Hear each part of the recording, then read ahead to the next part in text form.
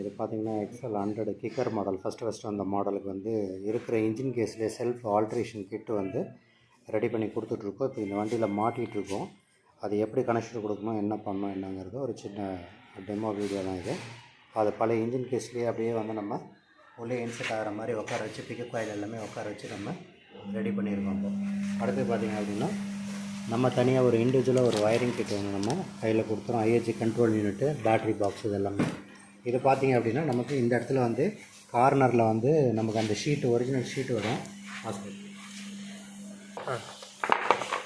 இந்த tool box cover வரும். இந்த இடத்துல மட்டும் நம்ம இந்த ஒயரிங் கிட் உள்ளே போகிற மாதிரி நம்ம கரெக்டாக காடி எடுத்து செட் பண்ணிட்டோம் அப்படின்னா ஐஹெச் கண்ட்ரோல் யூனிட் இந்த பக்கம் கொண்டு வந்துடலாம். பேட்டரியை வந்து இந்த சைடு உட்கார வச்சுட்டோம் அப்படின்னாக்கா உங்களுக்கு நம்ம இதில் வந்து அந்த கவரை போட்டு எல்லாத்தையுமே உள்ளே இன்செர்ட் பண்ணி அதையும் காமிக்கிறோம். அதே மாதிரி பார்த்திங்கன்னா இங்கே நம்ம பழைய சிடி யூனிட் என்ன இருக்கோ அந்த யூனிட்டுக்கு உண்டான கப்ளர் எல்லாமே இதிலே வந்துடும். அந்தந்த கலருக்கு நீங்கள் எல்லாத்தையும் மேட்ச் பண்ணிக்கலாம். அதே மாதிரி இதில் ஒரு ப்ளூ கலர் ஒயர் ஒன்று கொடுத்துருக்கோம்.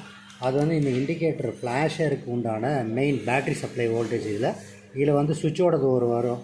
ஒரு பின்னை மட்டும் நம்ம மாற்றி இப்படி சொருவிட்டு நம்ம பேட்ரி எங்கே இருக்கோ அதுக்கு நேராக வந்து இதை பின் பண்ணிட்டிங்கன்னா இந்த ரிலேக்கு உண்டான பேட்ரி இந்த ஒயரிங் கிட் நம்ம கொடுக்குற ஒயரிங் கிட்லேயே வந்துடும். அடுத்தது அப்படியே முன்னாடி போகலாம். இது பார்த்திங்கன்னா magnet coil core, pickup coil எல்லாமே கொடுத்தாச்சு. இது வந்து ஒயரிங்க்கு உண்டான பேட்ரி சப்ளை வோல்டேஜ் இந்த பேட்டரியிலே உள்ள இன்பில்ட்டாக கனெக்ட் ஆகி வந்துடுது உங்களுக்கு. அடுத்தது நீங்கள் முன்னாடி வந்தீங்க அப்படின்னா நம்ம ஒயரிங் கிட்டில் நம்ம கொடுக்குறது கீ செட்டுக்கு உண்டான மெயின் வந்து கொடுத்துருக்கோம் இதில். அதே மாதிரி பிரேக் லைட் சுவிட்சுக்கு உண்டான லைன் கொடுத்துருக்கோம். 2 பிரேக்கும் கான்டாக்ட் ஆகிற மாதிரி லைன் கொடுத்துருக்கோம். அதில் பார்த்திங்கன்னா இப்போது நம்ம ஒரிஜினலில் இருக்கிற அந்த பேக் பிரேக் சுவிட்ச் வந்து ஒரு சிங்கிள் ஒயர் தான் வரும். இந்த 2 வெள்ளை ஒயரையும் கனெக்ட் பண்ணி அந்த சிங்கிள் ஒயரோட கனெக்ட் பண்ணிட்டோம் அப்படின்னா 2 பிரேக்கும் ஆப்ரேட் பண்ணும்போது உங்களுக்கு செல்ஃபாக எடுத்துக்கும். பின்னாடி பிரேக் லைட்டு ஏரிய ஆரம்பிச்சிடும். அதே மாதிரி இந்த ஹெட்லைட் வந்து டிசியில் தான் வரும். பேட்ரி இந்த சுவிட்சை மட்டும் நீங்கள் ஆஃப் பண்ணி ஆன் பண்ணுற மாதிரி தான் வரும். வேறு எந்த ஒரு தொந்தரவும் இல்லாமல் ஈஸியாக உங்களுக்கு இதில் நீங்கள் மாட்டிக்கலாம் நண்பர்களே.